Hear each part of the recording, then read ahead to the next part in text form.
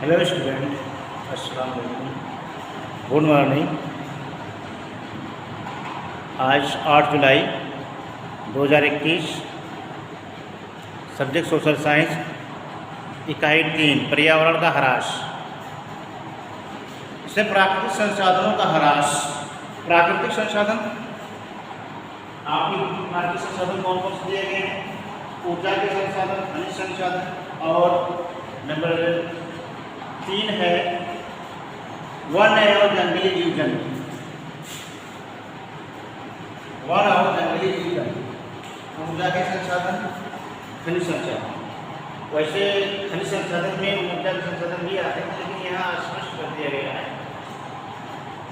ऊर्जा संसाधन से कोयला, खनिज तेल, गैस, ये मुख्य रूप से हैं। और ऊर्जा संसाधन है बिजली है, फिर सौर ऊर्जा है, पवन ऊर्जा है। तो यहाँ जिसका ह्रास हो रहा है, जिसका खत्म हो रहा है, सौर ऊर्जा, पवन ऊर्जा, ये तो कभी खत्म होने वाला नहीं है। इसमें देखिए कोयला, नंबर 1 कोयला। कोयले का इस्तेमाल करने के बाद जो है फिर दोबारा कोयले के रूप में उसका इस्तेमाल नहीं कर सकते, वो समझे खराब हो जाती है। तो उसका इस्तेमाल हम ऊर्जा के रूप में नहीं कर सकते। मिट्टी या राख के रूप में इस्तेमाल कर सकते हैं, इसलिए ये ऊर्जा का यहाँ ह्रास होगा। फिर खनिज तेल, खनिज तेल तो हम डीजल, पेट्रोल, मिट्टी का तेल या उसमें गैसें भी होती हैं, इसका भी इस्तेमाल करने के बाद फिर जो है हम उसको दोबारा वापस नहीं ला सकते हैं। इस तरह से इसका भी क्या होता है, ह्रास हो जाता है, खत्म हो जाता है। उसके बाद है गैस। गैस एलपीजी हो या सीएनजी हो या कोई भी गैस हो, उसका भी इस्तेमाल करने के बाद, प्रयोग करने के बाद जो है कभी दोबारा वापस नहीं ला सकते हैं। तो इस तरह से ये ह्रास होता है। तो प्राकृतिक संसाधन जो इसका ह्रास होना खत्म हो रहा है, उसका हमें क्या करना है कि उचित ढंग से, या कहिए कि उसका कम से कम इस्तेमाल किया जाए। उसके बाद नंबर 2 आता है खनिज संसाधन। इसमें कितने प्रकार के खनिज हैं? 2 प्रकार के, धात्विक और अधात्विक। अधात्विक कौन है? लोहा, तांबा। धात्विक कौन है? लोहा, तांबा, मैंगनीज, बॉक्साइट। ठीक, इन सभी संसाधनों का प्रयोग, जैसे लोहा है, तांबा है, मैंगनीज है, बॉक्साइट, इनका प्रयोग करने के बाद दोबारा प्रयोग हो सकता है, लेकिन उसमें भी ह्रास होता है, उसमें कमी आती है। लोहे का हम एक बार प्रयोग करेंगे तो जब तक वो किसी भी रूप में इस्तेमाल करेंगे, उसका किसी भी, चाहे वो मकान में छत के रूप में जो सरिया या लोहा डाला जाता है उसके रूप में प्रयोग करेंगे, या किसी भी रूप में प्रयोग करेंगे, तो उसमें ह्रास होगा।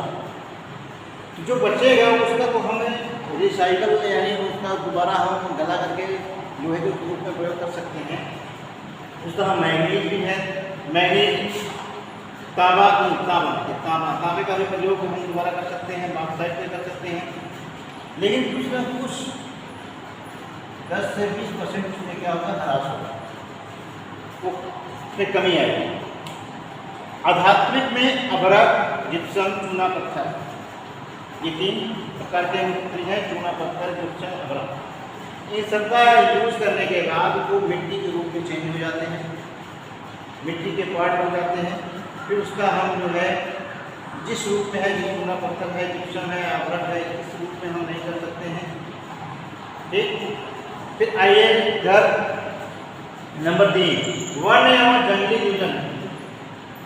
वन और जंगली जीव जंतु, वन विभिन्न प्रकार के पेड़ पौधे, ठीक, विभिन्न प्रकार के पेड़ पौधे जब तक जंगल में रहते हैं तब तक वो विकास करते हैं, वृद्धि करते हैं। जैसे मानो उसको काट कर अपने काम में इस्तेमाल करता है, फर्नीचर वगैरह में इस्तेमाल करता है, फिर धीरे धीरे क्या उसका ह्रास होकर के खत्म हो जाता है। जंगलों का भी ह्रास होना है, फिर उसकी बनी हुई वस्तुओं, कहीं पेड़ों वृक्षों की बनी हुई वस्तुओं का भी ह्रास होना है। फिर उसके बाद है जीव जंतु, विभिन्न प्रकार के जीव जंतु, जंगलों में रहने वाले इस प्रकार के जीव जंतु। जीव जंतुओं का अगर हम संरक्षण नहीं करेंगे तो वो भी क्या होगा, धीरे धीरे जो समाप्त हो जाएगा, जिसके कारण उसका पर्यावरण पर गलत असर पड़ेगा। किसी एक प्रकार के जीव जंतु की समाप्ति होने पर अन्य दूसरे प्रकार के जीव जंतुओं में वृद्धि हो जाती है। जैसे क्या नाम है, गीदड़ की संख्या अगर कम हो जाए तो किसानों के खेतों में चूहे की संख्या बढ़ जाएगी, तो उससे क्या नई समस्या पैदा होगी, उससे समस्या पैदा होगी कि किसानों की खेती जो है नष्ट हो जाएगी। इसलिए हमें सभी प्रकार के जीव जंतुओं को जो है संरक्षित रखना है। तो ये आपका टॉपिक यानी प्राकृतिक संसाधनों का ह्रास और उसको कैसे रोका जाए।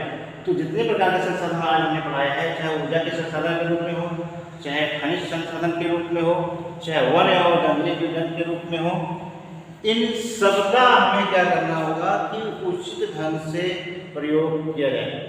अगर उचित ढंग से प्रयोग करेंगे तो आने वाली पीढ़ियों के लिए वो शेष रहेंगे, आने वाली पीढ़ियों के लिए शेष रहेंगे, तो उसका हम अधिक दिनों तक प्रयोग कर सकते हैं। और अगर हमें बुद्धिमत्तापूर्वक या उचित ढंग से प्रयोग नहीं करेंगे तो हमारे ही जीवन काल में क्या है, बहुत से खनिजों का या बहुत से प्राकृतिक संसाधनों क्या है वो समाप्त हो जाएंगे। इससे हम क्या है उस पर, हमारे जीवन पर या लोगों के जीवन पर क्या है उसका गलत असर पड़ेगा और उनका विकास का कार्य क्या हो जाएगा, रुक जाएगा। बस आज इतना ही सिर्फ, और बाकी उसमें दो और हैं मृदा संसाधन का अपर्दन और जल संसाधन, इसको भी हम पढ़ाएंगे कल की डेट में। ठीक, ओके।